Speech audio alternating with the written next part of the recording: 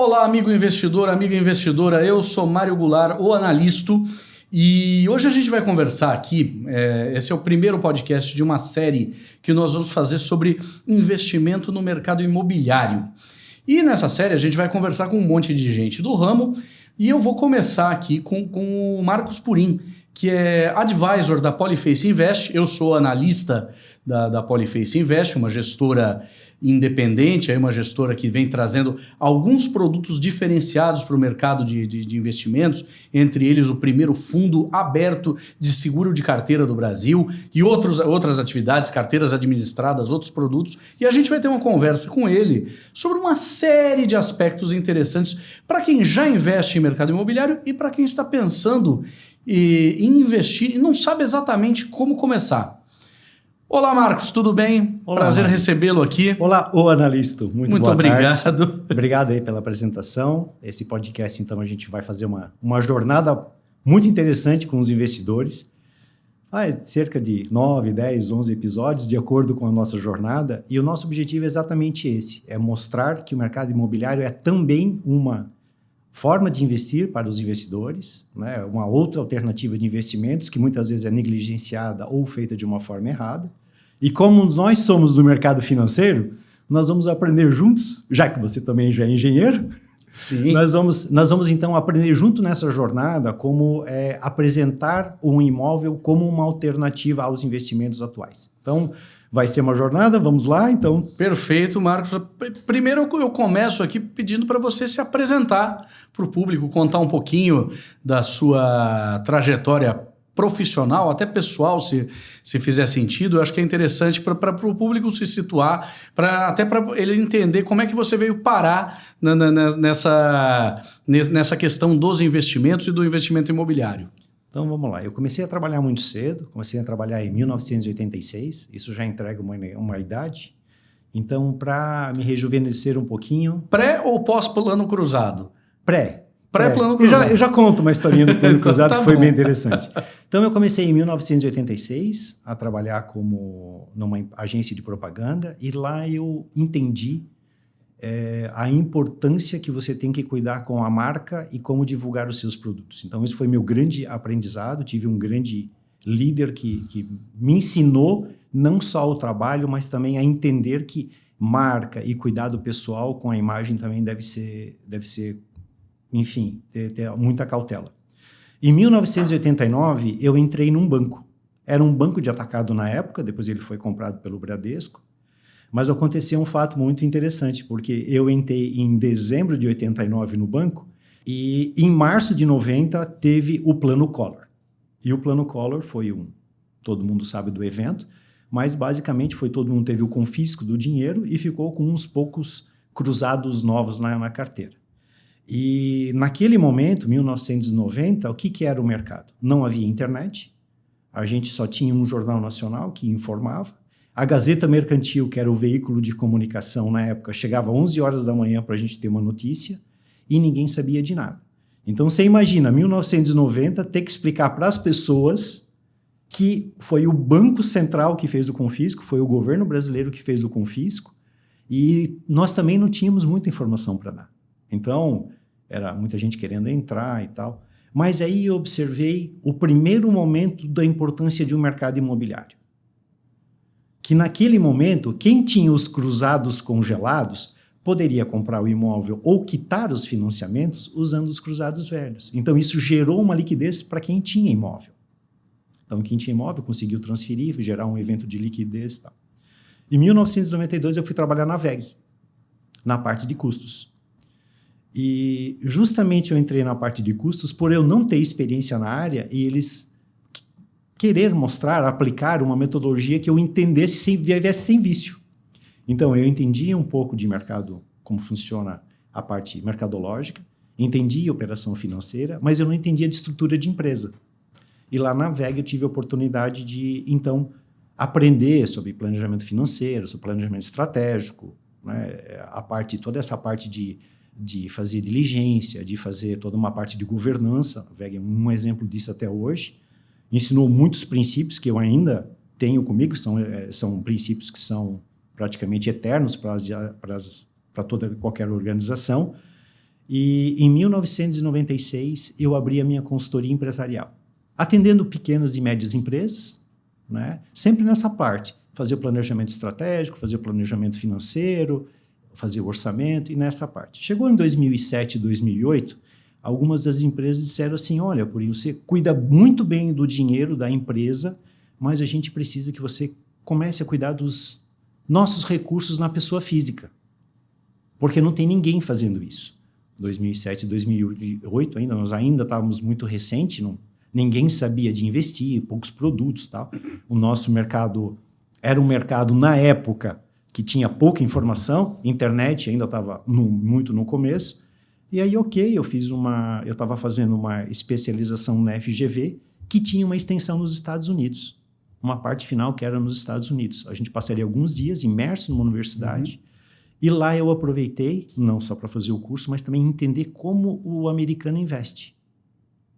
Né? Como é que ele investe, como é que ele faz o planejamento. Eles têm inflação baixa há 300 anos, então o planejamento para eles é uma coisa muito fácil. É algo presente, né? É um presente. Os caras não viveram... O dólar continua... Lógico, ele teve uma depreciação aí ao longo do tempo, mas... O dólar continua sendo dólar desde a independência americana, né? E aí... Não teve corte de zeros. Exato. E entendendo como funciona o mercado financeiro, para os dois lados, tanto o aspecto da instituição quanto o aspecto do investidor, você consegue entender. E naquele momento, o mercado já ia para a questão do comissionamento e não da taxa fixa, né, do fee-base, e não para o comissionamento, que era o nosso modelo. Então, retornei ao Brasil, comecei algumas operações de investimento, ainda aprendendo também, né, que eu acredito que o melhor meio de você fazer mesmo, efetivamente, você vai aprendendo fazendo, e comecei a fazer algumas coisas. Aí eu me mudei de cidade, e nessa mudança os clientes fizeram o mesmo movimento. Pô, já que você está mudando de cidade, você está indo para o litoral, dá uma olhada nos imóveis para a gente. E os imóveis eram uma coisa totalmente diferente para mim. Poxa, eu vinha do mercado corporativo, vinha do mercado financeiro, agora imóveis era uma coisa diferente. Então eu entrei numa imobiliária e fiz barriga de balcão, fiz estágio, plantão sábado, plantão domingo, fui aprendendo como funciona, tive grandes sacadas, tive uma baita escola, sou muito grato por isso. E aí os nossos clientes começaram a entender, poxa, vocês têm um método agora. E o nosso método, o que é, Mário? O nosso método ele é bem simples, ajudar o empresário a rentabilizar os recursos, aumentar a rentabilidade dele, ele investir tanto no mercado financeiro quanto no mercado imobiliário. Então, é a gente auxiliar ele nessa jornada. O nosso propósito, né, que a gente sempre fala, qual é o nosso propósito? Nosso propósito é ajudar pessoas e famílias a empresas a proteger e aumentar seus patrimônios. Isso serve só para a empresa? Não, serve para todo mundo que quer começar a investir. Então, essa jornada, a gente vai falar exatamente disso. Né? Assim como eu aprendi e a gente conseguiu criar um método e criar boas parcerias, a ideia é que a gente compartilhe isso, né, ao longo desses podcasts, justamente para a gente entender essa jornada e de uma forma tranquila. Né? A gente sempre fala que qualquer investimento ele é bom se a pessoa sabe aonde está indo. Então, dentro da carteira dos nossos clientes hoje, o que nós observamos de grande dor? Eles têm vários imóveis, não sabem se é uma boa opção ou não, eles não têm ferramentas para avaliar se aquele imóvel é bom ou não. Né? Esses dias, conversando com um empresário, ele disse, não, eu não quero investir em imóvel de aluguel, porque o cara vai me ligar às 3 da manhã por conta do chuveiro. Eu prefiro construir galpões industriais. Mas por que ele fez essa decisão? É um ambiente que ele conhece. Ele conhece de galpão, ele sabe que ele vai ligar, ele sabe como fazer. Então, às vezes, precisa conhecer outros mercados. Então, nós vamos disponibilizar ferramentas que é justamente para a pessoa ficar um pouco mais livre durante essa jornada. E é justamente isso. Acho que a ideia aqui é justamente garantir que o investidor ele consiga sofisticar o seu portfólio através da utilização de uma série de instrumentos que permitem ele investir em imóveis como uma parte, dentro de uma estratégia mais ampla, que é a de diversificação de carteira. Então, o brasileiro, tradicionalmente, ele era da poupança. Hoje, acho que a poupança já é quase um elemento superado. O brasileiro aprendeu a investir em tesouro direto, então ele aprendeu a renda fixa, ele hoje conhece um pouco melhor esses instrumentos.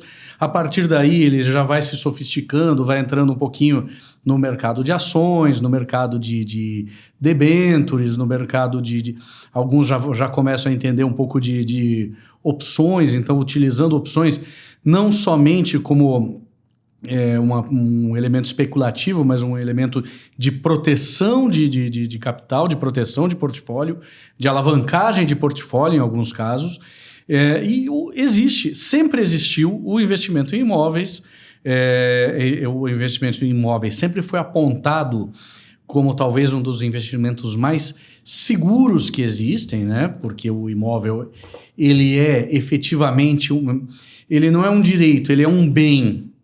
Mas a gente vai mostrar aqui que ele pode também ser um investimento em imóvel como sendo um investimento em um direito. E a gente vai falar um pouco sobre de qual forma se expor ao imóvel. Como é que o investidor pode participar do mercado imobiliário sem necessariamente ter que comprar um imóvel. Porque comprar um imóvel implica uma série de custos, por exemplo, ITBI, Imposto de Transmissão de Bens Intervivos, implica uma imobilização de capital muito grande. É difícil dar liquidez a um imóvel, nem sempre ele tem uma liquidez de mercado. Em alguns casos isso pode ser estrategicamente positivo, mas em outros pode ser estrategicamente negativo. A gente vai falar um pouco de todas esses aspectos que envolvem o investimento imobiliário. Né? E Mário, eu creio que é importante a gente, por toda essa questão de experiência empresarial, a gente pega várias experiências de negócio para trazer para os imóveis. E eu acredito que esse foi um grande potencial, um grande diferencial que nós conseguimos atingir, que a gente usa a estratégia do motor 1, motor 2. Né? O que é a estratégia do motor 1, motor 2 nas empresas? O que eu vou fazer com o lucro? Para que áreas eu vou investir? Aonde eu vou investir meu lucro para fomentar novos negócios? Nós pegamos essa mesma metodologia e nós queremos isso no investimentos. Suponha lá que uma família tenha, um exemplo, que nós conversamos até há pouco, tenha 5 milhões de reais e que hoje ela consegue tranquilamente 50 mil reais por mês de rendimento. Por que não pegar 30 mil desse rendimento e colocar numa outra classe de ativos que pode ser também os imóveis? Né? Então, a ideia é usar o rendimento de um ativo e colocar em outro ativo. Então, de novo, né? Por isso que é importante a gente andar nessa questão de mercado, porque se a gente for só uma questão de compra e venda de imóvel, a gente não gera um valor efetivo para o investidor. Como os nossos clientes têm uma jornada longa, a gente tem cliente de mais de 20 anos. Então, a gente cria uma relação de confiança. Então, eles entendem como funciona isso, então eles pegam ok, vamos direcionar 60% dos nossos rendimentos financeiros, vamos pegar e vamos colocar em outra classe de ativo. E ele se sente muito confortável porque ele diz assim, poxa, Purim, legal, eu consigo comprar um imóvel sem me descapitalizar. Porque é tão difícil formar o capital e você vai lá e diz assim, eu preciso tirar 300 mil para comprar um imóvel, 400 mil. Então, assim, a gente tenta eliminar uma dor que é aquela dor do reduzir o investimento. E aí nós conseguimos uma série de parceiros que farão parte dessa jornada, que entenderam esse nosso fluxo e fazem esse adequamento de pagamentos. Então, por isso que é importante a gente ter experiência em vários mercados, porque a gente consegue trazer. Por exemplo, a questão das opções nos investimentos. A gente faz algo similar, que são as SCPs, que nada mais é que uma opção que você está fazendo em cima de imóveis. Sem dúvida. Então, pegar os conceitos de um mercado e aplicar no outro, mas de uma forma que o investidor entenda e invista nisso. Não, eu entendi, porque a gente gosta do investidor que conhece. Se ele não conhece o que ele faz, ele vai fazer um péssimo negócio. Exatamente. Eu acho que o fundamental para qualquer investimento é um certo conhecimento. Se você tem um conhecimento em uma certa área, você vai ser muito mais. Digamos que você conhece muito, sei lá, de aeronáutica, por exemplo. Você vai ser muito mais proficiente ao saber que horas comprar e que horas vender uma ação da Embraer ou da Lockheed Martin, de uma empresa de defesa. Se você conhece muito de agronegócio, você vai saber qual é o bom e mau momento para se posicionar em commodities agrícolas, por exemplo. Então, é fundamental o conhecimento da área. Mas existem formas de que... acho que uma coisa que a gente quer trazer para o investidor aqui é justamente esse conhecimento para ajudá-lo a investir melhor. Mas, Mário, nesse ponto, eu preciso, então, fazer um agradecimento a você. Né? Eu assisti a você no canal BMC News há mais de um ano e eu expressei já a minha admiração pelo teu trabalho. Eu acho que esse é um negócio legal para a gente fazer. A questão da gestora, né, da Polyface, é um negócio incrível. Mas, na época, a gente não tinha alinhado para a gente começar isso. Então, Mário, nesse momento eu peço que me fala um pouco mais da tua trajetória. Eu preciso te conhecer um pouco melhor. Okay. Me fala da tua trajetória. Me conta o porquê o analista. Purim, bom, eu nasci em São Paulo, né? Hoje eu vivo aqui em Florianópolis. Eu sou engenheiro civil pela Escola Politécnica da Universidade de São Paulo. Nunca atuei muito na área, nunca projetei nada, nunca mexi.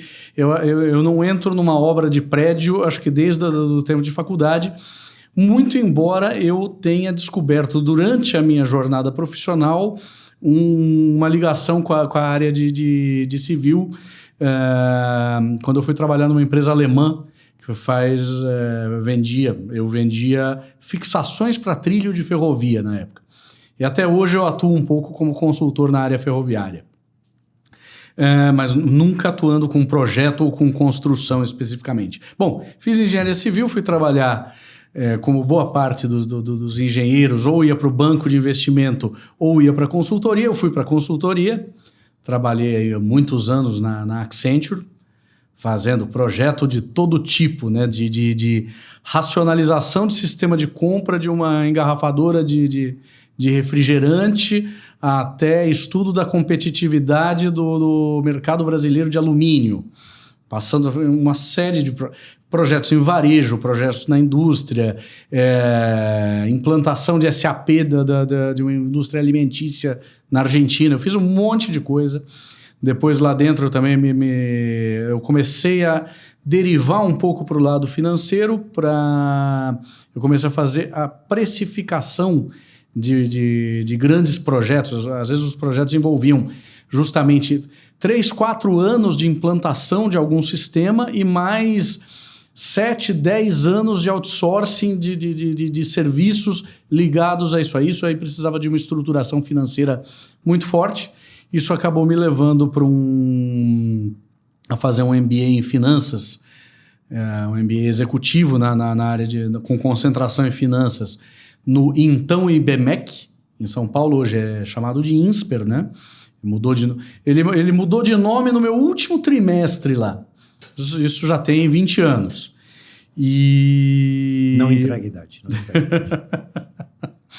E nesse meio tempo, eu acho que desde o meu primeiro salário, eu comecei a olhar para o mercado de ações.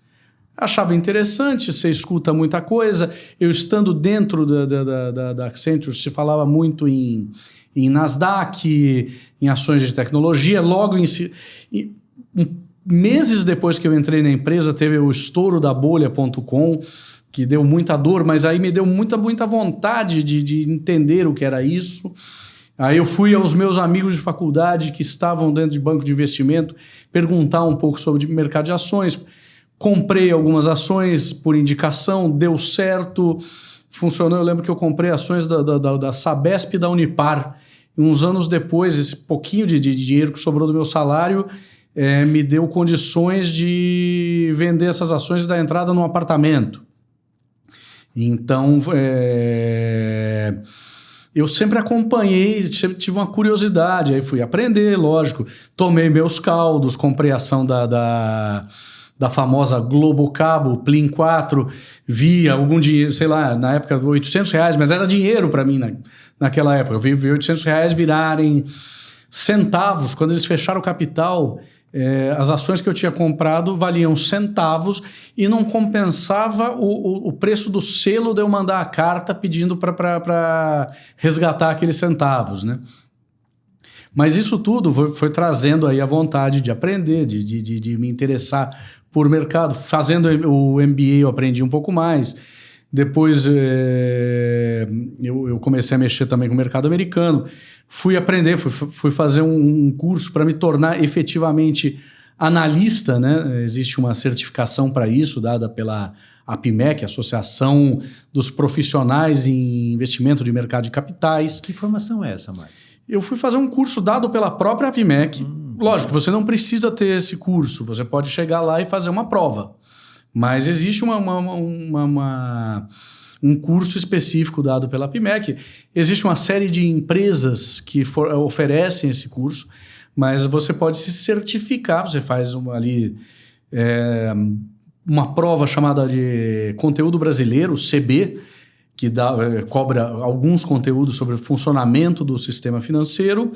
Depois você tem duas opções. Você pode fazer o de analista fundamentalista, e aí você tem uma série uma prova que cobra conteúdo sobre avaliação de empresas, sobre a teoria de carteiras, sobre teoria de mercado financeiro, e existe em paralelo o conteúdo técnico. Então você pode ser analista fundamentalista técnico, e aí você vai ter sobretudo, principalmente análise gráfica, né? Uma série de técnicas de análise gráfica. E você pode acabar sendo os dois, né? Então eu passei no conteúdo brasileiro, depois eu fiz a técnica para tirar mais rápido, porque a prova de técnica eu achei mais fácil. Depois eu fiz a fundamentalista, hoje eu sou analista pleno, segundo a CVM.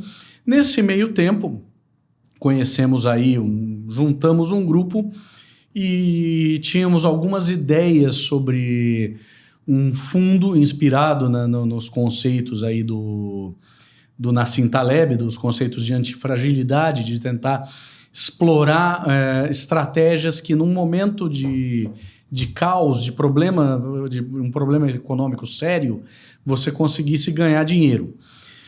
Encurtando um pouco essa história, a gente acabou saindo com o Polyface, que hoje é o primeiro fundo brasileiro, fundo aberto de seguro de carteira no Brasil.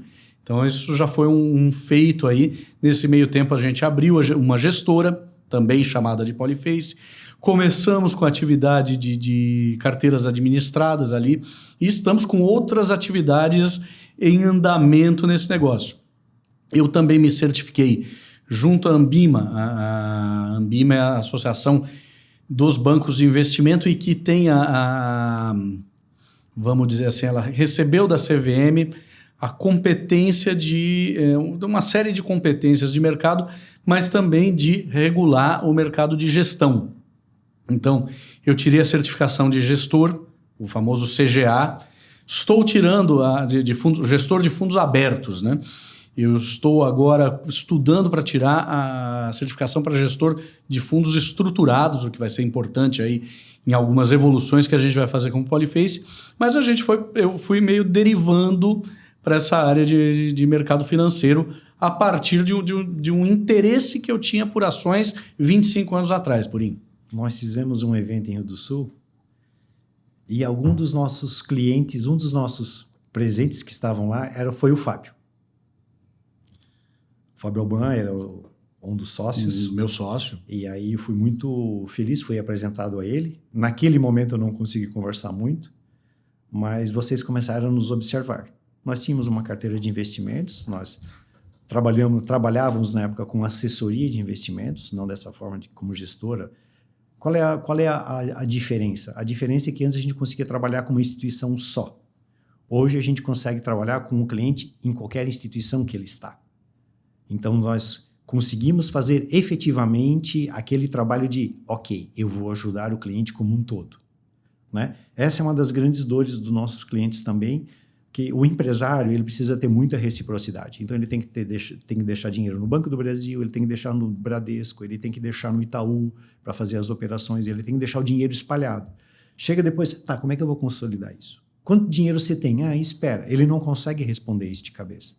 Então a questão da gestora resolveu essa grande dificuldade. E o Fábio foi muito sábio e disse assim, olha, gostei do modelo de vocês. Né? Porque a nossa visão é exatamente essa. né? Os nossos clientes que são atendidos, a gente não fala só de onde ele está, a gente fala do patrimônio, a gente sempre fala do patrimônio dele. Escuta, vamos aumentar aqui a rentabilidade na tua empresa. Ó, tem esse negócio aqui, poxa, está na hora de constituir uma administradora de bens, vamos fazer uma holding, vamos fazer um projeto de conselho. Então, a gente consegue olhar como um todo, né? E a parte do investimento também tem que ser necessariamente olhada como um todo. Então, e aí a gente começou a conversar mais sobre o aspecto. Então, final do ano a gente nos demos as mãos e, ok, agora seguimos juntos nesse projeto, faço parte do time, sou muito grato por isso. Então, como diz aqui, a palavra tem poder, né? E nós somos gratos por você também trazer uma série de conhecimento. Eu acho que é uma complementariedade muito forte aí. E sempre foi aquela questão, né? A palavra tem poder. Diz, poxa, eu vou fazer negócio com esse cara. Estou aqui e hoje, né, tenho a felicidade de estar com você e também a gente sempre aprender. Mas grande parte da tua trajetória, eu percebo que sempre foi no mercado financeiro, mas a vida nos dá peças de quebra-cabeça. Então, poxa, agora você vai poder usar o teu conhecimento de engenharia, né, de engenharia civil. Uma das coisas que nós vamos colocar, então, nesse podcast, e aí a gente pede depois para o pessoal que vai fazer a edição, colocar o link da gestora, né, o link de todos os nossos parceiros a gente vai listar, depois a gente explica um pouco melhor, justamente para entender um pouco mais desses nossos trabalhos que nós conseguimos fazer. Mas, Mário, então assim, vamos lá. Então agora vamos entrar na nossa questão de como a gente vai transitar por essa jornada. Né? Entender que imóveis não é investir, depois a gente explica um pouco melhor, justamente para entender um pouco mais desses nossos trabalhos que nós conseguimos fazer. Mas, Mário, então assim, vamos lá. Então agora vamos entrar na nossa questão de como a gente vai transitar por essa jornada. Né? Entender que imóveis não é investir só em imóveis, é investir também em imóveis, observando alguns critérios, né, que são muito importantes, e a gente sempre olhar como parte do investimento. Então, se a gente olhar um portfólio, né, vai ser X% é a própria empresa ou simplesmente o ativo da pessoa. Tá, então, quanto está em investimento financeiro, quanto está em investimento internacional, quanto está de imóveis, a gente conversar sobre essa jornada. Mas sobre o aspecto de investimento, uma das perguntas muito recorrentes de todos os nossos clientes, e isso é uma questão, é a questão da geopolítica, né? E você, nos seus comentários matinais, tanto no seu conteúdo no teu canal, que é O Analista, o Expresso do Analista. O Expresso do Analista, e tanto na BMC News, você fala muito de geopolítica. Nesse momento, como você pode nos orientar um pouco mais em relação à geopolítica? Purim, a geopolítica é um assunto que me fascina desde criança, tá?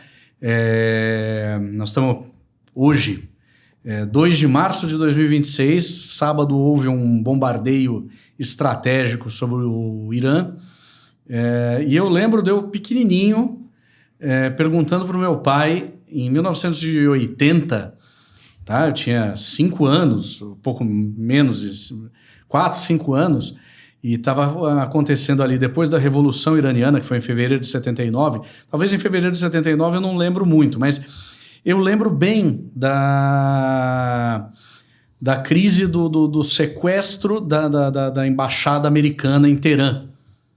E eu perguntando para o meu pai o que estava acontecendo ali, que a gente via no jornal esse negócio e eu acho um pouco bizarro vendo meu pai perguntando, mas eu lembro claramente dessa questão de perguntar para ele o que estava acontecendo ali. Então, geopolítica para mim é um assunto que me interessa desde criancinha, literalmente.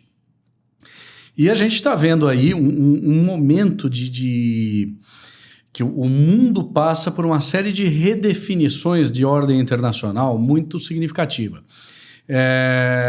Você tem, desde a queda do Muro de Berlim, você teve a criação de uma potência que foi praticamente hegemônica no ponto de vista militar e econômico, mas que ela acabou criando, por sua própria necessidade, ela acabou criando uma segunda potência, que é a China.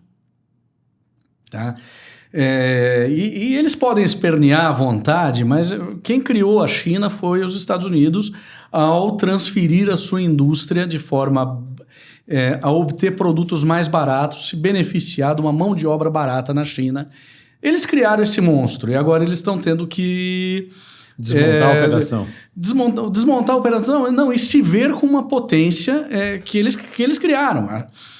Quando o Henry Kissinger, que era o secretário de Estado do Richard Nixon, ele estava muito preocupado ali com a União Soviética, ele percebeu que havia dentro do mundo comunista um conflito entre a União Soviética e a China, que era a outra potência, não era uma potência, mas um grande país comunista. Ele foi lá através de canais secundários, muito com a ajuda acho que ainda era o Pierre Trudeau no Canadá, ou talvez um antecessor dele, um governo canadense, conseguiu através de canais paralelos acessar os diplomatas chineses e marcaram aquela foto histórica em Pequim do Nixon. Depois veio o Mao Tse-tung, acabou falecendo, veio Deng Xiaoping, que tinha uma visão completamente diferente do que tinha que ser a China. Ele acreditava que a China tinha que enriquecer e se tornar capitalista, né? Ela tinha que se beneficiar.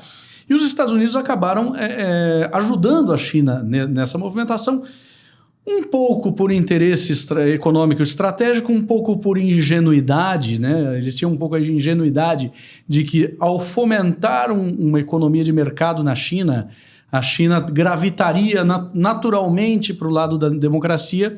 Não foi o que aconteceu. E eles acabaram com esse pepino na mão, que é um país muito rico. A China hoje é um país rico, dominando a sua indústria e se posicionando como um competidor pela hegemonia global. Então, esse é o grande cenário geopolítico que a gente tem. Nesse meio tempo, nos Estados Unidos, você começou a ter Estou fazendo uma história longa para explicar onde que a gente... Por que as coisas estão nesse pé hoje, né? O pessoal, às vezes, olha a foto hoje, mas não entende o filme que levou para essa foto. Dentro dos Estados Unidos, essa exportação da indústria para a China, visando obter produtos mais baratos, fabricados com mão de obra mais barata, acabou desmontando a estrutura industrial dos Estados Unidos. Então, você ficou ali E os Estados Unidos continuaram crescendo, porque, ao mesmo tempo, teve uma grande revolução tecnológica. Os Estados Unidos explodiram, então veio Apple, veio Microsoft, veio Google, veio a própria Amazon reinventando a forma de fazer varejo. Agora, o começo dessa revolução da inteligência artificial. Mas a economia americana ela deixou de ser uma economia eminentemente industrial no fim da Segunda Guerra e até no começo desse processo aí de exportar a indústria para a China, e ela se tornou uma economia de inteligência, uma economia de serviços, uma economia de alto valor adicionado, mas que emprega pouco. O empregado do Vale do Silício produz muito, mas são poucos empregados. Então você acabou criando nos Estados Unidos uma classe média baixa que era próspera no passado, mas de operária, que ela acabou se sentindo perdida, né? Ela, principalmente em alguns estados ali, Pensilvânia, Ohio, Michigan, Detroit, né? Os Estados Unidos ainda são um grande produtor de automóveis, mas não são o que já foram. As três grandes ali, a Chrysler, a GM, a Ford, dominavam aquele mercado em algum momento. Hoje elas são muito menores. Houve espaço para o Japão, mas tudo bem. E aí você tem esse pessoal que está muito ressentido com a sua perda de status e acabou elegendo um cara que prometeu que vai trazer a indústria de volta para os Estados Unidos através do sistema de tarifas, que foi o Donald Trump. Ele botou uma guerra tarifária aí com a China e com vários de seus aliados. Certo, errado, ele não vai trazer a indústria, mas ele quer projetar poder dos Estados Unidos também face a essa potência revisionista, que é a China. Então, o que ele fez? Puxa, quais são os pontos-chave para a China? A China não tem petróleo suficiente para o que ela precisa. Então, ela estava apoiando alguns rivais dos Estados Unidos, alguns rivais regionais, entre eles Venezuela. Foi lá, fez um negócio que é de filme, né? O cara foi lá, abduziu o líder da Venezuela. Se ele vai conseguir mudar o regime da Venezuela ou não, é uma questão que, nesse momento, enquanto eu falo com você, dia 2 de março, para mim ainda não é uma questão resolvida. Ela é uma questão ainda em aberto. E nesse sábado, ele destruiu boa parte da liderança do Irã. Também não sei se será suficiente para trocar o regime. Mas, de uma certa forma, ele cria não houve reação das potências, que ainda são potências, né? A Rússia ainda é uma potência decadente, mas é uma potência com assento no Conselho de Segurança da ONU. A China é outra potência, uma potência ascendente, com assento no Conselho de Segurança da ONU. Essas potências não responderam a nenhum dos golpes, elas ficaram quietinhas. Então, ele fez uma demonstração de poder muito forte junto a esses rivais dos Estados Unidos. Isso tudo para dizer o que a gente pode esperar aí nos próximos momentos de economia. Um Trump mais forte, tá? Embora algumas coisas estejam sendo contestadas internamente, principalmente por causa da questão da inflação nos Estados Unidos, mas um Trump politicamente mais forte lá. E do ponto de vista de petróleo, num curto período de tempo, um petróleo muito mais caro. Tá? Por quê? Enquanto o Irã, a situação no Irã não for resolvida, o Irã tem o poder de fechar 20% do petróleo do mundo. Ele tem o controle do Estreito de Hormuz, que é E aí vem a geopolítica, né? Você tem a política e tem o geo. O Irã é estratégico porque ele fecha a saída de 20% do petróleo do mundo. Hoje, nessa segunda-feira, o petróleo já abriu em alta. E se a situação estiver grave lá, o petróleo vai continuar subindo de preço, com impactos em todas as cadeias produtivas mundiais. Porque o preço do petróleo ele não impacta só a gasolina. Ele impacta toda a logística, o custo de indústria de plásticos. Tudo que você vê hoje que precisa de plástico depende de petróleo.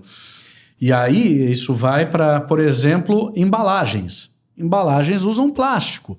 Então, embalagem de alimento, embalagem de sabonete, embalagem do que você imaginar usa petróleo. Então, você tem aí um impacto muito grande. Caso essas duas ações feitas pelos Estados Unidos consigam liberar um fluxo de petróleo maior, você vai ter uma queda do preço do petróleo, que era a tendência que vinha vindo. Logo depois da extração do Maduro da Venezuela, mesmo sem ter uma situação bem definida de como as empresas americanas iriam atuar na Venezuela ou não, você viu o petróleo caindo de $70 o barril para baixo em alguns dias a gente teve o petróleo abaixo de $60 o barril, que fazia muito tempo que a gente não via.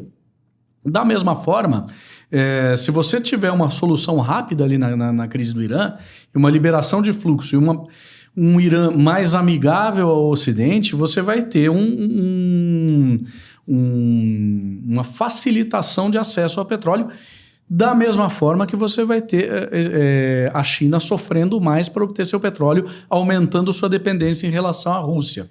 E, Mário, nesse momento que a gente fala desses eventos geopolíticos, é importante a gente conectar ciclos, né? Que os ciclos também são derivados desses movimentos geopolíticos ao longo de décadas. E nós observamos que grandes ciclos... Agora nós estamos num ciclo de juro alto, que existe uma tendência aos juros reduzirem. Então, enquanto o juro está subindo, os investidores, de uma maneira geral, eles não deslocam o patrimônio deles. Poxa, estou ganhando bem aqui no rendimento financeiro, esquecem de olhar as oportunidades, né? E esses eventos geopolíticos também mostram uma coisa que eu falo para todos os nossos clientes, que é, o Brasil é muito forte. Dos emergentes, hoje, essa entrada de dinheiro que houve nos últimos meses não é tanto à toa.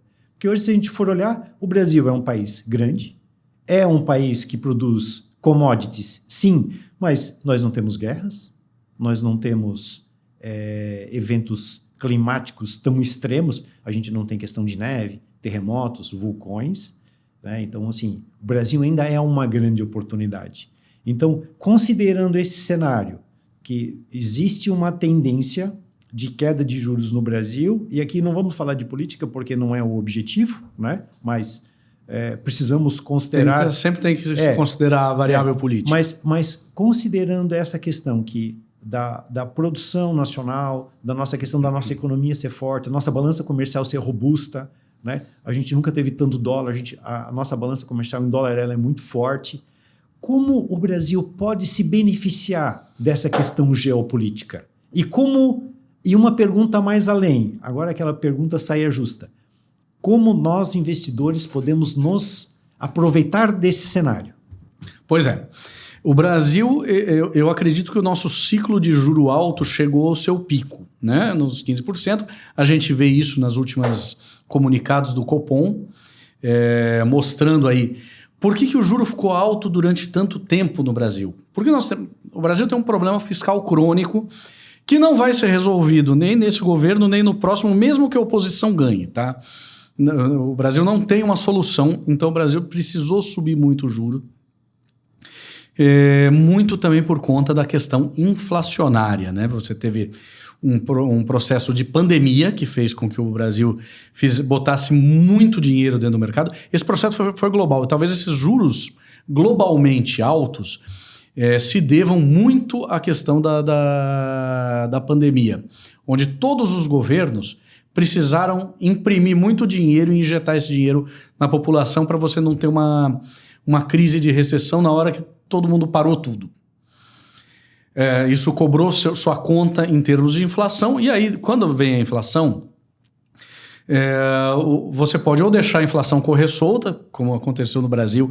A gente tem um largo histórico aí de problema de hiperinflação, que foi debelado aí finalmente, depois de várias tentativas com o Plano Real, a gente conseguiu debelar essa inflação.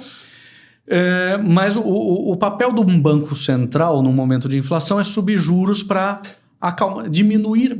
Subir juros significa diminuir a oferta monetária, ou seja, cobrar mais caro para o pessoal emprestar dinheiro. O custo do dinheiro fica mais caro, então muita coisa para.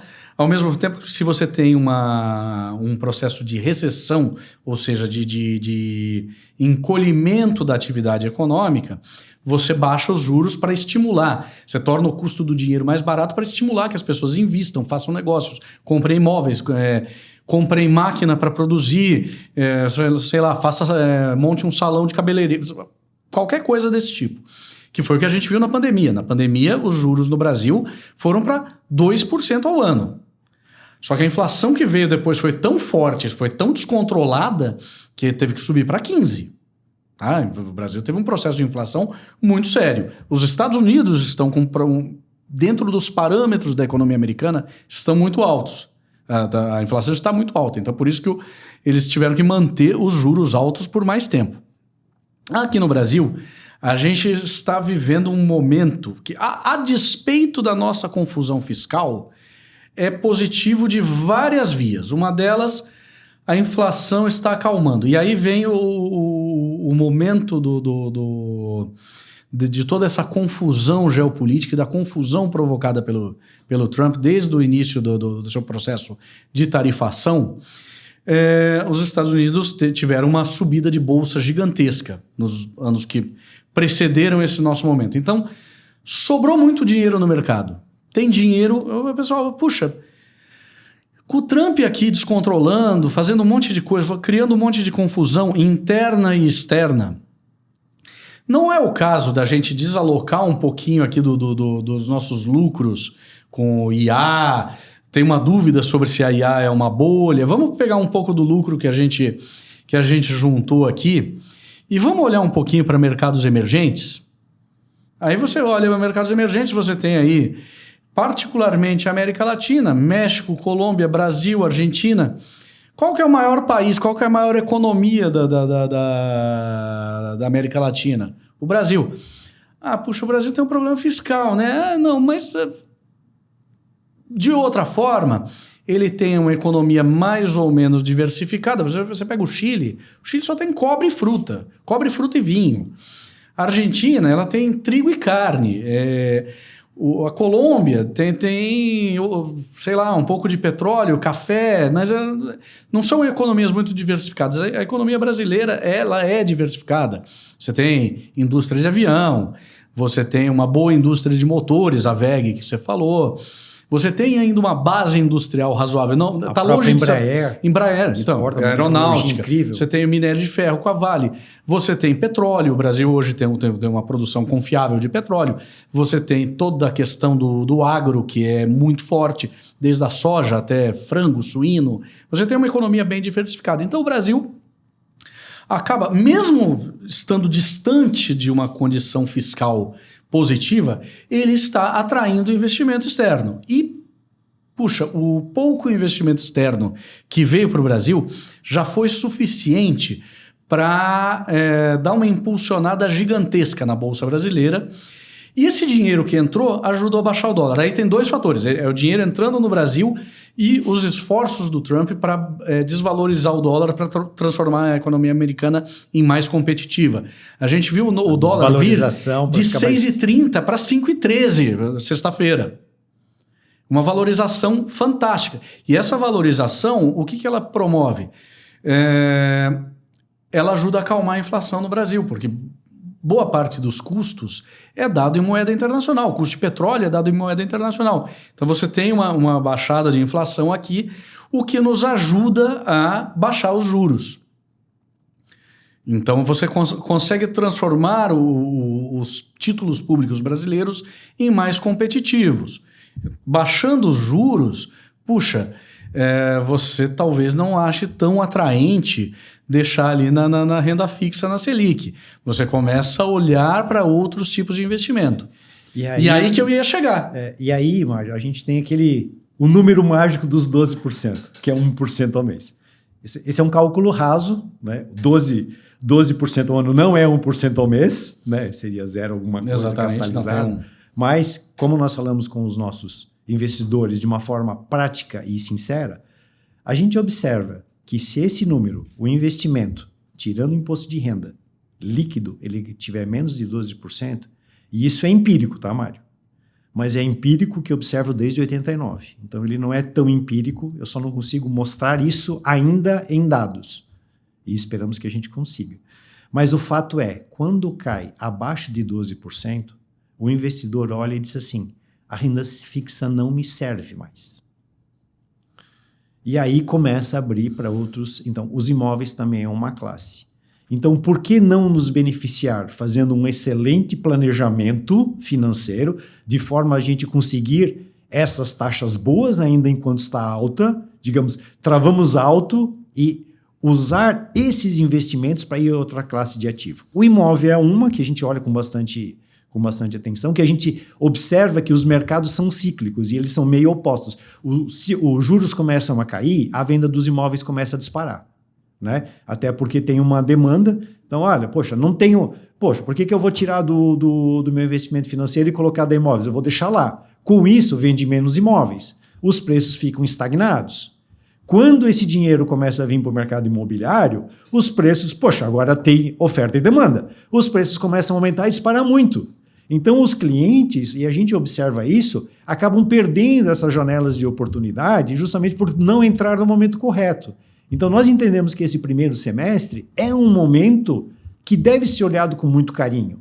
Eu vou pegar todo o meu investimento e colocar lá? Não. Aí é aquela questão que a gente conversa, e essa é um dos testes que os nossos investidores vão fazer, quanto ele vai colocar nos imóveis, quanto ele vai deixar na reserva, fazer aquele tradicional planejamento financeiro. Escuta, a minha reserva de emergência é isso, para longo prazo é isso, para os meus projetos é isso, para o imóvel é isso, colocar nas caixinhas corretas de cada coisa. Então, conectando a geopolítica, que é ok, nós temos um cenário bem turbulento no mundo, mas a gente vê que o Brasil ainda é um cenário relativamente calmo, né? Considerando que a gente os Estados Unidos é 12, 13 vezes maior que a gente.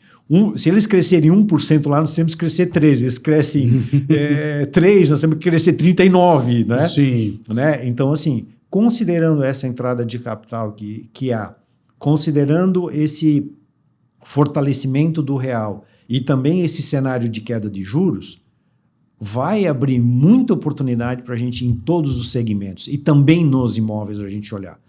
Considerando esse cenário, dentro da tua experiência, Mário, e aí a gente não fala dados técnicos, fala de empirismo. Quantas vezes você já tem observado que o pessoal sai do mercado financeiro e ida para imóvel? A tua opinião? De um modo geral, sempre que os juros baixam, o mercado imobiliário se agita. Você vê, na época da pandemia foi uma época que os juros caíram para 2%, e você começou a ter toda aquela demanda do pessoal preso em casa, querendo sair de um apartamento pequeno para um apartamento com uma varanda grande, porque, puxa, se acontecer de novo, eu não quero ficar preso dentro de um apartamento pequeno, eu quero uma varanda... Se eu vou ficar trancado, eu quero ficar com qualidade. Eu quero ficar trancado num lugar legal. Então, você teve ali um fortalecimento de demanda para esse tipo de imóvel muito positivo. Sempre que você tem aí quedas de juros, começa a se tornar atraente fazer um financiamento imobiliário. Então, o que acontece? Você, tendo mais gente financiando imóveis, os preços tendem naturalmente a subir. Então, quem investir no imóvel, quem tem o imóvel na mão, ele vai estar numa posição mais vantajosa em termos de preço do imóvel para investimento, para venda depois, né? Mas comprar o imóvel não é a única forma de você estar exposto a essa maré positiva de imóveis. E, Mário, também tem vários aspectos que a gente considera quando a gente fala de rotacionar os investimentos, né? Os termos, nós gostamos de termos técnicos, né? Técnicos, não tem né? jeito. A gente escapa disso. Quando a gente vai para uma rotação de carteira, que a gente fala assim, olha, vamos sair um pouco da renda fixa, vamos começar a alocar em imóveis, vamos colocar em outros empreendimentos, ou seja, outras oportunidades, a gente também tem que considerar o cenário de cada um. Cada um tem um bolso específico. Exatamente. Né? A nossa jornada aqui, a gente está criando para um método que, independente do tamanho do bolso, as pessoas consigam entrar. Né? Então, o primeiro, a pessoa, os investidores têm que ter, se é investidor é porque já tem essa capacidade, mas tem que ter a capacidade de se, ok, eu consigo formar uma reserva. Partindo de um planejamento financeiro, ok, isso eu consigo investir, eu fiz minha reserva de emergência, vamos lá. Então, a questão é traçar um bom planejamento financeiro, ter estratégias claras, definidas e muito bem pensadas, né? Não se faz, né? Como diz, nada como uma noite para pensar numa decisão, né? São, às vezes, decisões grandes que você tem que pensar. E nesses critérios, você lida com investidores muito grandes, mas a gente também lida com os amigos que têm pouco, mas querem entrar nesse mercado. Né? Você falou de algumas formas de investir. Basicamente, o mercado imobiliário, ele se traduz em alguns tipos de operações, vamos dizer assim, operações normais. O que é? Primeiro, comprar um imóvel pronto. Esse é o método mais tradicional. É a placa, vence. Você vê uma placa na rua, gostou do imóvel, vai lá, isso. Quanto custa? Compra. Isso. E aí tem várias opções. O que tem um modelo? Eu vou comprar no leilão. Eu vou comprar um imóvel na planta. Aqui vai sair um empreendimento. Gostei. Vou lá, analiso, vejo, faz um fluxo de pagamento, vai ser entregue lá na frente e tal. Muitos dos nossos clientes gostam desse modelo. De um modo geral, De um modo geral, isso. De um modo geral, a compra na planta... Eu diria assim, grande parte... Como ela embute um certo risco, sempre embute um certo risco, porque o empreendimento não está ali. Então, você tem uma série de riscos associados. Eles são, lógicos, depende da construtora que você vai usar, se ela tem solvência, se ela não tem, se ela tem tradição, se ela não tem. Você vai comprar de uma construtora... tradicional, muito bem estabelecida no mercado, com uma reputação fantástica, o risco é um. Você vai comprar de uma construtora nova, o risco é outro. Você vai comprar de uma construtora que você sabe que andou tendo problemas financeiros, o risco é outro. Então, mas de um modo geral, esse é um dos métodos mais... E aí, digamos, grande parte do mercado vai nisso, né? E realmente é isso que o pessoal conhece. Nós, entendendo o mercado imobiliário, né, e trazendo as experiências do mercado financeiro, nós começamos a olhar outros tipos de investimentos. A gente fala do imóvel na planta que ele tem o RI, que é o registro de incorporação. Mas e se a gente conseguir entrar numa etapa antes? Quando a gente entra, quando quem compra o terreno, uma construtora que compra um terreno, né, via uma SPE, via uma SCP, que é a Sociedade por Cota e Participação. Então, nós estamos olhando também isso. E aí você levantou um aspecto da questão de segurança. Então, nós descobrimos, por nós sermos do mercado financeiro e a gente ser extremamente cauteloso, e a gente ter aprendido muito com algumas grandes fraudes, grandes problemas, a gente começou a fazer diligência em algumas obras. Então, nós começamos a comercializar somente aquelas obras que passamos para os advogados e eles checaram e disseram, essa obra está ok. Sem dúvida, né? Isso vai aumentando a segurança do investidor. Eu acho que isso acaba tornando o produto mais atrativo. Puxa, você vai entrar numa SCP, numa Sociedade de Cotas de Participação. Depois a gente podia até falar um pouco... Nós teremos um episódio específico sobre isso. Teremos um episódio específico para dizer o que é uma sociedade por cotas de participação, uma sociedade de propósito específico. Mas, digamos, vamos aqui para o nosso espectador dizer que esse é um conceito já conhecido. Depois ele vai ser explicado extensivamente, todo mundo vai entender profundamente o que é SCP, o que é SPE. Inclusive com um dos grandes mestres desse mercado. Sim. Tem uma surpresa aí, a gente vai botar um dos maiores especialistas, se não o maior, mas um dos maiores, sem dúvida, dos maiores especialistas do Brasil em SCP e SPE, vai estar aqui com a gente conversando, explicando o que é isso, tá? Aguardem aí os próximos episódios desse podcast. Bom, mas quando você consegue oferecer para um investidor de uma SPE, por exemplo, de uma SCP, um produto que já foi extensivamente auditado, olhado por advogados. Porque quando você compra um terreno, se você compra um terreno sem olhar nada, você corre o risco. Vamos lá, digamos que eu estou andando aqui numa estrada, eu vejo um terreno, eu chego puxa, quem é o dono, tal, é fulano de tal, aí você vai lá e compra, sem olhar nada.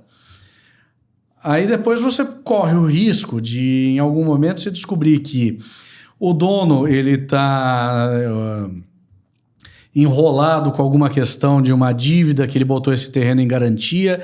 Esse terreno é parte de um espólio que não foi resolvido até hoje, de um inventário que não foi resolvido. Então, para isso tem uma série de instrumentos. Normalmente você busca nos cartórios ali a vintenária, né, para entender os 20 anos anteriores, a quem pertenceu esse terreno, se tem algum problema associado. Tem 1000 riscos que estão envolvidos na compra de um imóvel. E, Mário, a gente fazendo essa questão da diligência, nós chamamos a atenção de algumas construtoras. Algumas construtoras, quando a gente pediu isso assim, poxa, ninguém me pediu isso. Ué, mas como não? Essa é a vantagem de você, como diz, essa é a vantagem de você entrar num mercado novo com experiência em outro. Exatamente. Então, isso se tornou um diferencial. Você começa a minimizar. Risco sempre vai existir. Mas quanto mais informação desse tipo tiver, você está minimizando para o investidor o risco associado que ele tem num negócio desse tipo. E aí nós entendemos que existe, assim, 2 riscos. Basicamente, os imóveis têm 2 riscos. Depois da entrega, ele entregou o imóvel. O resultado deu o esperado? Deu no prazo esperado? E deu a liquidez, a venda no momento certo? A gente já tem esse risco. E aí nós entendemos o seguinte, mas espera, eu tenho um risco anterior, que entramos nisso. Será que essa obra vai ser entregue dentro do esperado, dentro do memorial descritivo? Então, com essa diligência que nós criamos, e também será um episódio específico sobre diligência, de assim, poxa, vamos eliminar essa primeira parte? Ou vamos minimizar essa primeira parte, que é a parte da entrega? Ok. Sim. Então, tanto que teve uma checagem que a gente pediu, uma due diligência que a gente pediu no imóvel, 4 meses do CNPJ criado do MSPL não conseguia tirar negativa. E a gente já aborta o projeto. Exato. Não, você tem outros riscos aí, tem riscos de engenharia. Sim. A gente estava falando aqui do fato de eu ser engenheiro civil, a gente estava conversando aqui antes de gravar. Uma coisa que me ocorre imediatamente quando você me fala em um terreno puxa, será que o terreno aguenta o tipo de construção que você quer colocar ali? Existe, sei lá... Areia mole? Areia mole, solo mole, gente. Solo mole. Nós estamos aqui em Santa Catarina, é litoral. Litoral tem problema. Todo mundo conhece os prédios lá de Santos, que foram feitos em outra época, com outro conceito de engenharia, mas que eles começaram a se inclinar, porque o solo é mole, a fundação não era a mais apropriada. Existe solução para todo tipo de solo, tá? Se você colocar uma fundação profunda o suficiente, você vai resolver qualquer tipo de solo. Só que o custo dessa fundação, às vezes, pode ser maior que o custo do que você colocou em cima. Então, existe uma série de riscos associados que tem que ser levado em conta. Por exemplo, uma obra de metrô em São Paulo da linha 2, aquela linha ali na Vila Madalena. Puxa, os caras estavam fazendo a escavação lá com tatuzão, né? Escavando o túnel por debaixo da terra.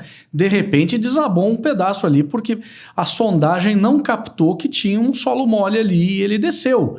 Isso faz 30 anos, tá? Esse tipo de coisa acontece. Então, existem riscos de todo tipo. Eles têm que ser mitigados. Como é que você mitiga risco? Com informação. Fazendo uma análise. Com análise. Então, você vai mexer num terreno, você vai ter que olhar a formação desse terreno. Você vai ter que chamar o pessoal, os advogados, e vai olhar a quem pertenceu esse terreno. Existe algum risco associado? O terreno está 100% ok legalmente? Ou tem alguma pendência judicial associada? E Mário... esclarecendo essa primeira parte, que é essa mitigação desse risco da entrega, a gente começou a trabalhar numa segunda parte, que é assim, ok, mas a gente, como diz, a gente nunca faz algo sem acreditar na coisa. Então, nós começamos a nos balizar com informação. Um dos nossos parceiros do negócio começaram a nos entregar grandes informações. Então, com base numa inteligência artificial, eles conseguem identificar o que está sendo comercializado na região e eles indicam precisamente, olha, neste imóvel, 2 quartos assim está sendo vendido por X reais o metro quadrado. E aí você olha aquilo, então está vendendo por tanto, eu vou comprar o imóvel por tanto. Estou dentro ou fora do mercado? Né? Então, aí vem a análise da segunda etapa. Ok, analisamos a primeira, entregamos, mas será que está viável esse ganho? Porque, assim como no mercado financeiro, a gente não consegue garantir um ganho, mas a gente pode estimar com base em ferramentas. Então, vamos lá, por exemplo, esse terreno aqui, o imóvel está sendo comercializado a 25 mil metros quadrados. Pô, nós vamos comprar 18. É uma boa opção? Ok, vai ter valorização. Eu vou comprar 29. Tá, mas o que é 29 se o mercado está sendo 25? Não, lá vai ter uma infraestrutura diferente e tal, justifica, não justifica e tal. Então, começar a auxiliar o investidor a ele tomar decisões em cima de informação e não de emoção. Tira do estômago e leva para a cabeça, o que a gente fala. Exatamente. Né? Então, assim, ok. E aí, dentro dessa jornada, os investidores em imóveis, eles normalmente se transformam em algumas categorias. O primeiro, aquele que quer para si. Eu estou comprando para mim, para minha família, ou seja, para a empresa. Aí tem aquele que gosta de comprar. Bom, eu quero comprar eu vou comprar e vender, e só estoca a carteira e vende a carteira, como se fosse uma ação. No momento que deu um ganho, vende e realiza. E tem aquele que gosta de comprar para aluguel. Eu vou gerar uma renda passiva em cima disso e faz. Mas o que normalmente a gente observa é que, por exemplo, principalmente essa classe que compra para investir e vem revender e compra para aluguel, eles se apaixonam pela obra, em vez de olhar um número. Eu gostei desse, porque esse aqui é assim, vai ter esse piso, vai ter esse porcelanato. Quando para um aluguel, às vezes não precisa um imóvel tão sofisticado. eu vou comprar um estúdio, vou pagar R$1.200.000, tal, você vai ver, você não vai conseguir tirar nem 0,5% de rendimento daquilo. Então, também é olhar adequadamente aonde vai. Exatamente. E aí eu vejo um elemento muito importante. Comprar para investir é muito diferente de comprar para morar. Isso. Eu acompanhei um caso de uns amigos do meu pai, 30 anos atrás, que decidiram fazer um prédio conjunto, né? E alguns entraram como investidores e outros entraram, eu quero morar aqui, eu quero ter um apartamento aqui e vou ter mais 2 como investimento, 2 que eu quero vender depois. A cabeça desses caras que entraram sem a visão pura do investimento ficou bastante transtornada, porque algumas decisões da construção eles acabavam emocionalizando demais no processo. E isso acabou causando uma série de conflitos.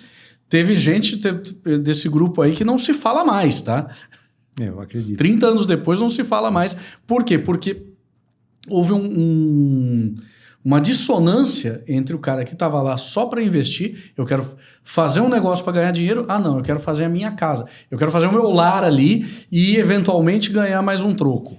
E isso a gente vai explorar durante esse podcast qual é o objetivo. E a gente observa uma outra questão que existe ali dentro, é a falta de profissionalismo em relação à gestão dos imóveis atuais que tem. Mesmo que seja 2 ou 3 imóveis, não observam que o imóvel tem uma vida útil, que depois de um determinado momento você precisa fazer um retrofit, palavras bonitas, né? Precisa fazer uma reforma. Precisa fazer uma reforma. Antigamente chamava reforma, agora chama retrofit. Retrofit fica mais chique para nós.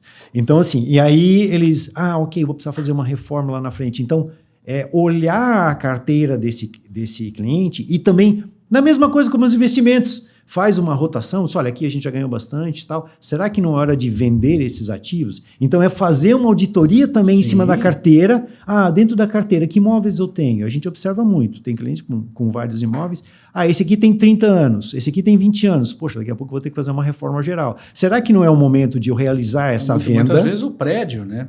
Você tem um edifício ali, você tem um apartamento no edifício, o edifício está se aproximando dos 50 anos. Hoje em São Paulo você tem edifícios de quase 80, né? Tem edifícios aí dos anos 50, 60, que estão muito antigos. E eles começam a ter um custo que é absurdo, que é o momento de trocar o elevador. Cara, a hora que tem a troca do elevador é um custo violentíssimo que vai ter que ser colocado. Então talvez seja o momento de você ter dentro do seu portfólio de imóveis uma visão de, puxa, isso aqui vai começar a caducar daqui a pouco, talvez seja a hora de eu vender agora, antes que os problemas comecem a acontecer. E um dos nossos parceiros imobiliários, ele tem essa expertise da gente levantar isso, entender isso, e é um trabalho bem bacana, a gente olhou alguns casos, é bem legal, olha e disse assim, olha, ok, esse aqui já está, nós não vamos conseguir extrair mais rendimento deles, então talvez está na hora de desfazer esse ativo e investir em outros. Então, não é só investir em imóveis, é analisar o que você tem dentro da... Assim como a gente faz análise da carteira do cliente, sim. Poxa, será que aqui não tem um caso master? Será que isso aqui não é um master da vida, que a gente vai ter que acionar um FGC lá na frente? Mas da mesma forma, né, é analisar essa questão, fazer uma varredura completa nos imóveis atuais, antes de entrar nos próximos. Né? Até para ver se, poxa, aqui eu tenho um problema, ou aqui não, aqui eu já extraí bastante. Ou tem uma oportunidade. Às vezes tem uma oportunidade. Tem ali um negócio que não era esperado, mas aquela região, por alguma razão, sei lá, teve alguma mudança significativa de infraestrutura ali na região. Sei lá, colocaram um shopping que transformou a região em mais atrativa.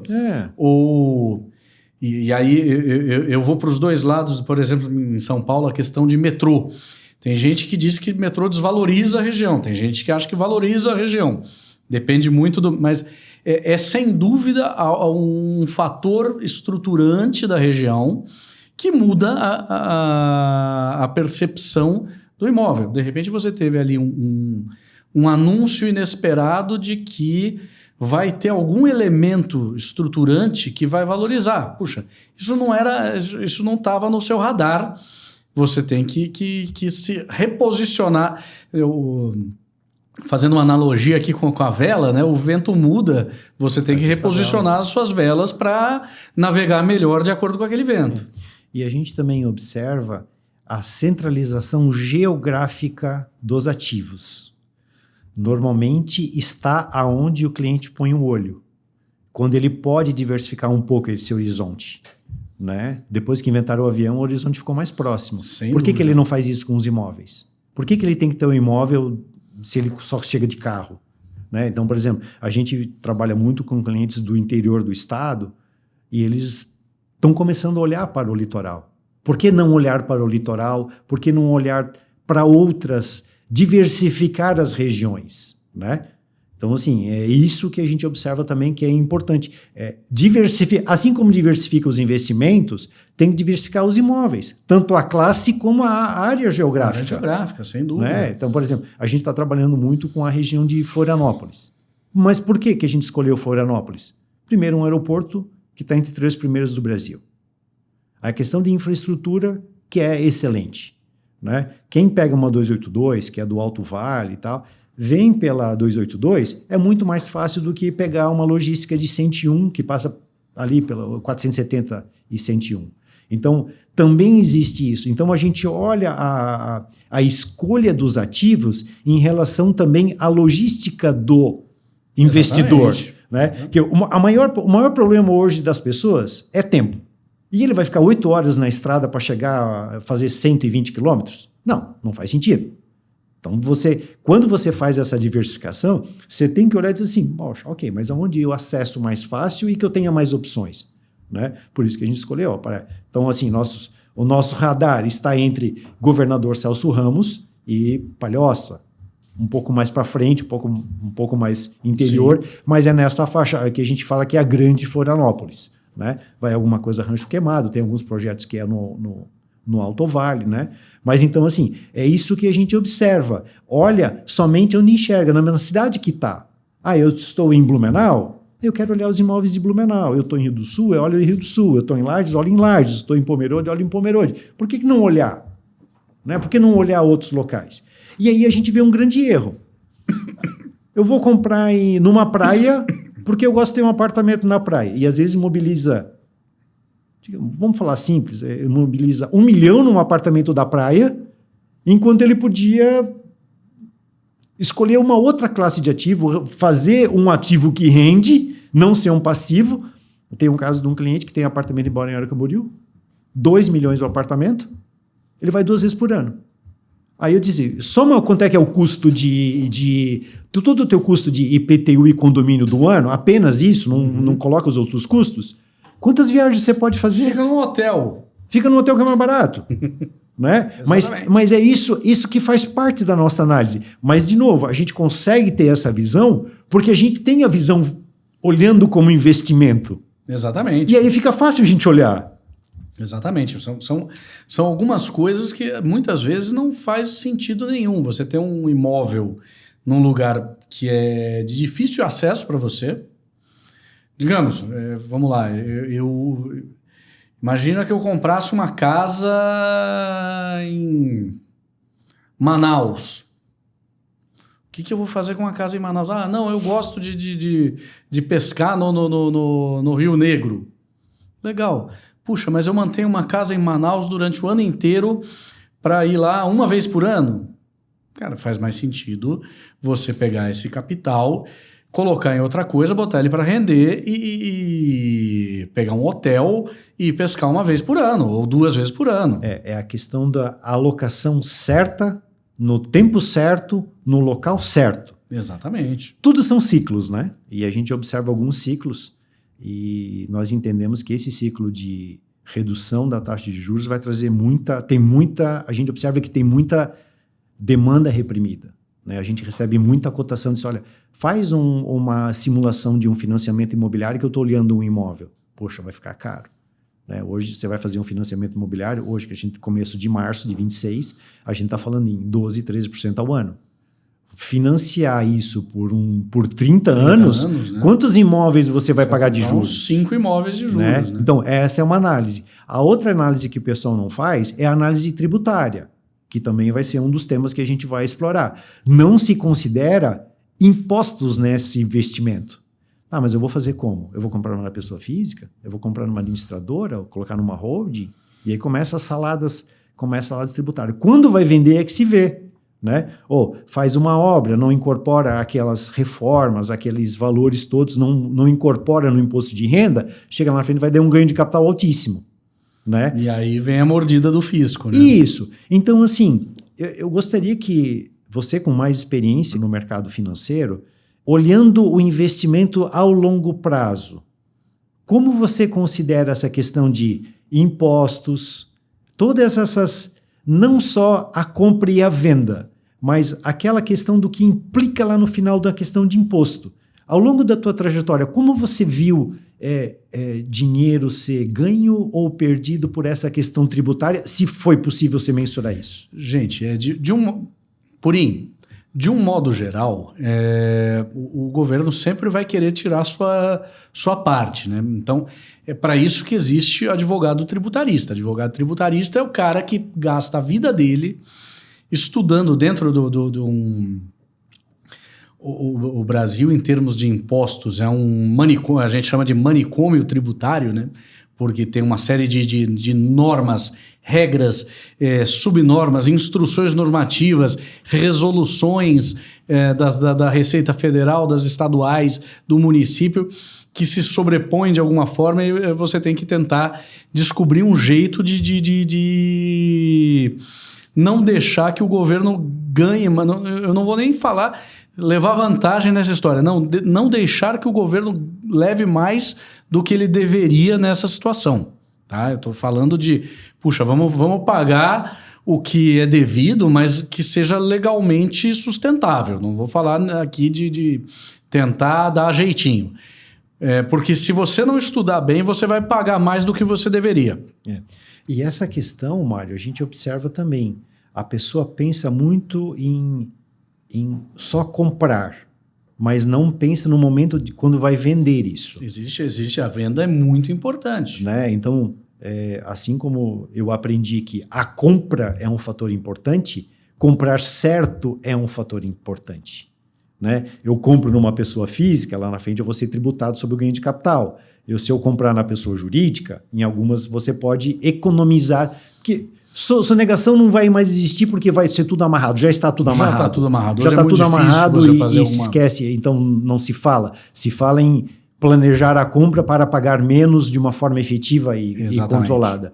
E nós vamos conseguir trazer um escritório de contabilidade com expertise nesse tipo de negociação. Cada caso é um caso, cada família é uma família, cada renda é uma renda, mas sim, então assim, eu acho que é importante a tua consideração ali ao longo do prazo. E uma outra questão que eu entendo que também é importante a gente conversar, ainda em relação aos imóveis, ok, escolhemos imóveis, está ali na carteira. Como você entenderia clientes que tenham uma grande capacidade de aporte? Imagina, por exemplo, profissionais de alta renda, empresários que têm uma capacidade de geração de caixa bastante importante. E imagina um portfólio de investimento. Imagina a pizza que a gente faz, né? Tanto num, tanto no outro, tanto no outro. E aí você consideraria num aporte já dividir em cada classe do ativo ou, ok, tem um aporte, deixa eu olhar as oportunidades do momento, que essa é uma pergunta que sempre me fazem. Mas eu quero criar uma estratégia de longo prazo de aporte. E eu fico tentado a dizer, não, já vamos dividir na caixa, um terço, tal. Ou a gente olha a oportunidade do mês específica. Essa é uma pergunta difícil de responder, porque os momentos são diferentes. Muitas vezes vale a pena, em vez de se engessar numa estratégia fixa que você definiu, você ter talvez uma parte da sua capacidade de investimento disponível para buscar novas oportunidades. Então, eventualmente, puxa, se você tiver alguma parte do seu caixa livre para, surgir um leilão de imóveis, de repente você consegue. E aí é absolutamente incerto, você tem que ter capital disponível, né, liquidez disponível, no caixa, para entrar num leilão e surgir. Às vezes não vai, às vezes você vai entrar no leilão e você vai ter uma disputa que de repente passou o preço que é atrativo. Mas, você estava com um capital ali na mão para entrar numa oportunidade que pode ser muito rentável. Então, seria, pensando estrategicamente em portfólio de investimentos, seria como se eu quiser, ok, eu criei minha reserva de emergência, e isso era para suprimir a minha necessidade. Essa não tem jeito, essa tem que ser líquida. Mas então nós criaríamos uma caixinha específica chamada reserva de oportunidades. Reserva de liquidez de oportunidade. Isso, eu diria que ela é para um segundo momento do investidor, não é para o investidor iniciante, não. O investidor iniciante ele começa a fazer os seus aportes em classes de ativos, mas chega um momento que o grau de sofisticação do portfólio do investidor já é tão bom, já é tão bem feito, e ele tem a capacidade de identificar uma oportunidade em um leilão, porque aí já é um capital maior que é necessário. Ele não vai comprar um imóvel por 20 mil reais. Tá? Ele não vai comprar um imóvel num leilão.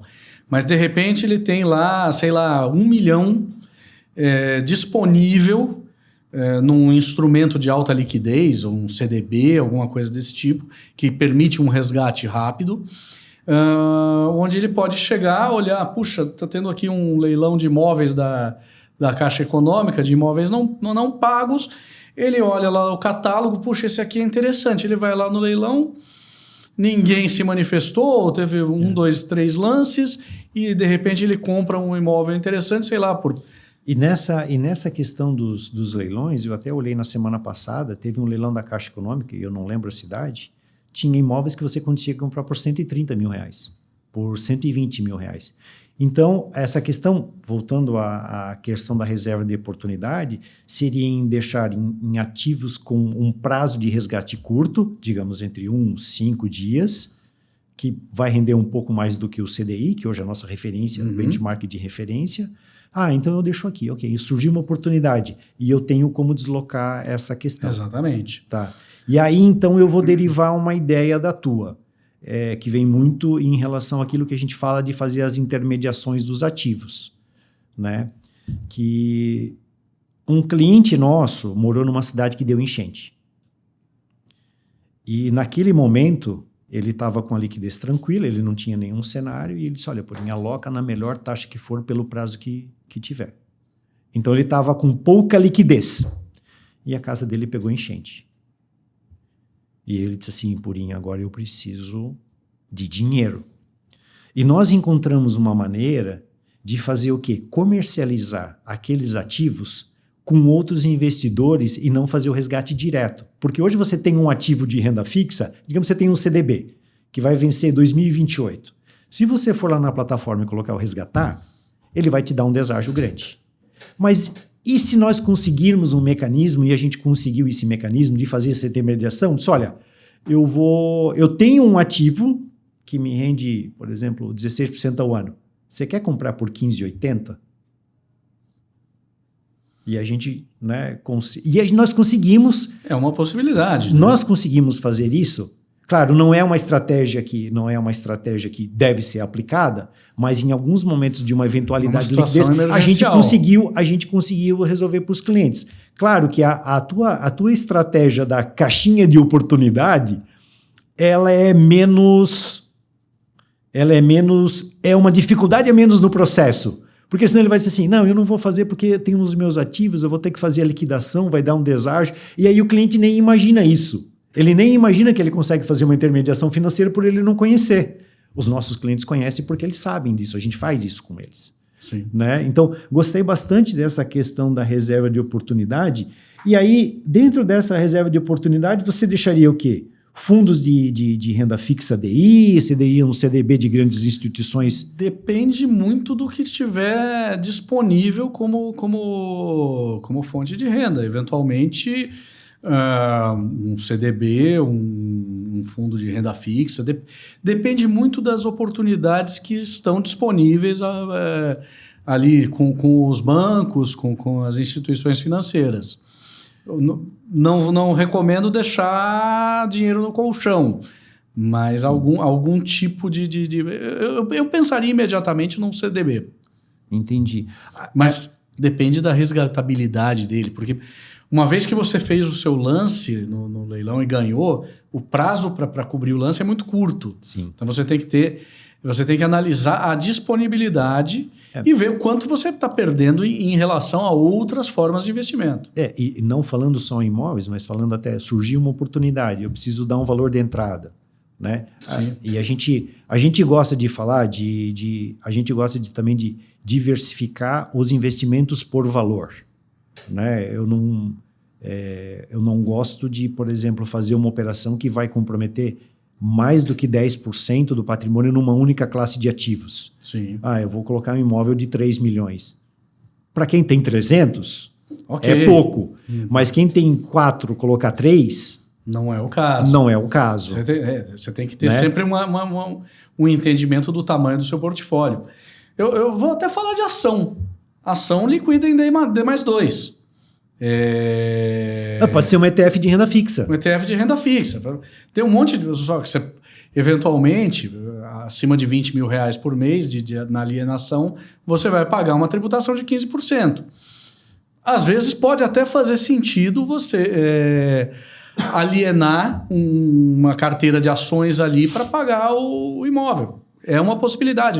Eu não estou dizendo que é proibido. Você pode encarar a ação como também uma fonte de liquidez. A ação não é um negócio tão ilíquido quanto se imagina.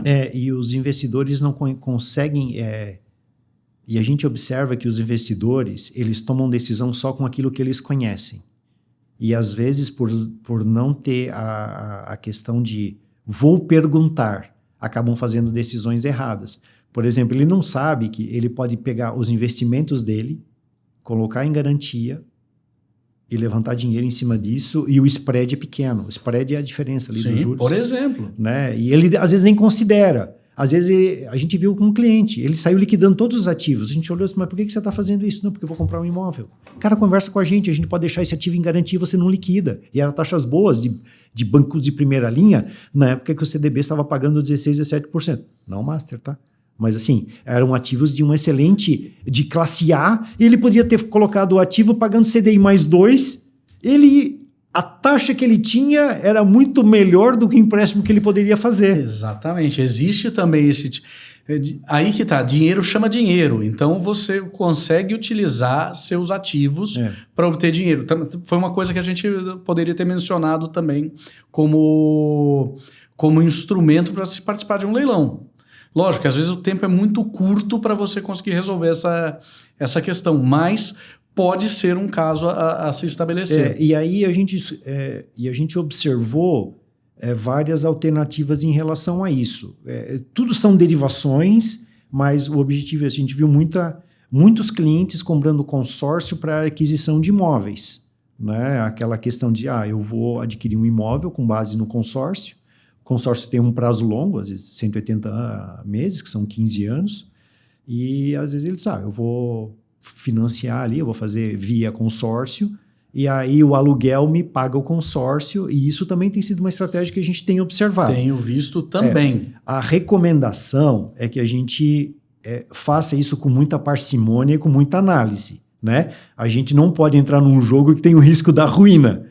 Eu vou fazer, entra num monte de consórcio, não consegue contemplar nenhum, não consegue fazer nenhum, ou às vezes não considera que o imóvel pode ficar vacante. A gente gosta de palavra bonita, né? Vacante é bonito. Né? A gente não vai conseguir alugar aquele imóvel e eu vou ter que pagar o valor da parcela do consórcio, eu não tenho, eu vou perder. Né? Então, assim, alguns clientes que vêm para a gente com essa estratégia, dizem, ok, se tudo der errado, você consegue pagar? Não, por mim eu consigo. Tá tudo tranquilo. ou parte motor 1, motor 2, né? Com o rendimento, você consegue pagar aquela parcela? Não, eu consigo. Então, se tudo der errado, tu vai botar a cabeça no travesseiro e você vai dormir bem? Vai dar uma dor de barriga, mas eu vou dormir bem. Eu vou entender que eu não vou ter o risco, não vou perder, não vou ter o risco de ruína, né? Aquela questão de alavancagem. E estamos encaminhando já para o final. Considerando essa nossa conversa inteira, né, tudo que nós tivemos até agora, qual é a tua percepção de imóveis dentro dessa nossa conversa hoje? Purim, eu sempre achei imóvel um excelente investimento, mas ele precisa ser, como todo investimento, ele precisa ser ponderado, ele precisa ser pensado. Se você está no bom momento do ciclo econômico, e aí vamos retomar várias coisas que a gente falou aqui.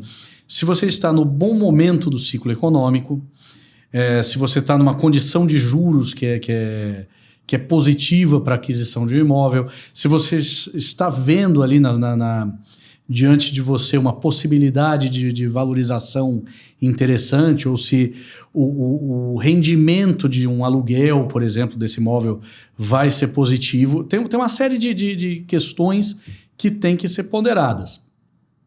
Eu sempre defendi que uma carteira de investimentos tem que ser diversificada para mitigar riscos. Você não coloca todos os ovos numa cesta só. Então você tem que ter renda fixa, você tem que ter renda fixa pré e pós-fixada, dependendo do momento, você tem que ter ações, você tem que incluir ouro, você tem que incluir criptomoeda, você tem que incluir estruturas com opções, você tem que incluir seguro de carteira, né, puxando a brasa aqui do Polyface. E eu acho que é muito importante incluir imóveis também, porque existem grandes oportunidades dentro do imóvel. O imóvel vem se mostrando ao longo do tempo como um investimento seguro e rentável. Cada vez tem mais gente, principalmente, vamos falar em termos de Brasil, não vamos falar em termos de Europa, porque na Europa hoje você tem vacância de imóvel, população diminuindo. Mas em termos de Brasil, você tem demanda, as pessoas precisam ter onde morar, então você tem demanda crescente para imóveis. Então você precisa suprir isso de alguma forma. Então eu sempre vejo o imóvel como um ótimo investimento, mas como todo investimento, ele precisa ser bem pensado. Assim como os investimentos, né? O mesmo critério que a gente faz para investimentos, que é diversificação, a classe e liquidez, a mesma coisa vale também para os imóveis. Exatamente. E você me pediu para fazer o que nós vamos entregar para a nossa audiência. Você pediu alguma surpresa, tá? E nós deixamos para o final para comentar isso. Você sabe que a Polyface vai estar no Empreender Brasil 2026. Sim. Então, nos links, estará um link para fazer a inscrição no Empreender Brasil, visitar o nosso estande. Permitirá que os nossos ouvintes tenham desconto de 20% em qualquer um dos pacotes para acessar. Então, esse é o nosso presente para a nossa audiência, conseguir entrar num evento que é o Empreender Brasil, que esse ano, inclusive, vai estar excelente, né? Também vai ter a nossa imobiliária parceira lá, que vai levar algumas opções. E aí, esta é a surpresa que a gente traz. Você pediu, tá aí a surpresa. Tá aí a surpresa. Não foi o jogo. Olha aí, você que ficou nos assistindo até agora, olha o presentão que você está ganhando aí, um 20% de desconto para ir lá no Empreender Brasil. Um monte de conversas interessantes, um monte de gente interessante, networking muito interessante, muito, muito relevante para quem for nos visitar. Um abraço para o Lucas Schweitzer, que proporcionou toda essa questão do desconto. E, Mário, assim, eu vou depois para você finalizar, mas eu queria te agradecer as ponderações, né? Sempre trazendo uma visão um pouco mais estratégica. Você tem uma visão muito mais macro do que a minha, no sentido de pensar globalmente, né? Então, assim, eu acho que a nossa parceria ela é boa por conta disso. Entender lá em cima o que está acontecendo, mas ok, como a gente vai usar essa informação para tomada de decisão? Porque se a gente pega uma informação e não usa, não adianta nada, que nem eu disse, tá, tudo bem, deu a guerra lá, mas se a gente não souber o que a gente vai fazer com isso, virou fofoca de bar. Exatamente. Né? Tá bom, o que eu vou fazer com isso? Não vai fazer nada. Amanhã o mercado retoma e tu não fez nada, não adiantou nada. Exatamente. Né? Eu acho que a ideia aqui E por isso que a gente tem uma complementaridade muito, muito grande, né? Você veio, se juntou aqui à nossa turma do Polyface Invest justamente por isso, porque você traz uma visão de muito conhecimento desse mercado. Eu fico aqui na visão macro, né? Eu como analista do Polyface, eu ajudo a definir algumas visões do grande cenário. E aí você traz pro cenário mais micro, mas vai ser no micro em que o investidor vai ganhar dinheiro. Então é isso que a gente quer trazer. E Mário, assim, né, o que é a nossa questão é sempre assim, fazer a coisa pensada, a coisa certa, na hora certa, com o pessoal certo. Então nós queremos ser a solução para o nosso cliente. A gente quer servi-lo de uma forma 360, que a gente possa fazer o que ele demandar de questão financeira, ele pelo menos vai fazer consulta conosco. Sem dúvida. Né? A gente observa que grandes erros são cometidos pela falta de humildade, de dizer assim, poxa, deixa eu trocar a ideia. Na Bíblia já diz isso. Grandes conselheiros formam grandes reis.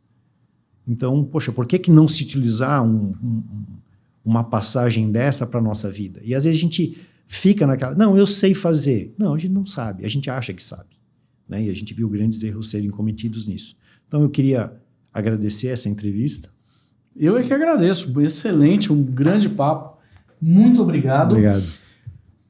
Amigo investidor, amigo investidora, esse foi o primeiro podcast de uma série que vai ajudar a desmistificar o investimento em imóveis no setor imobiliário.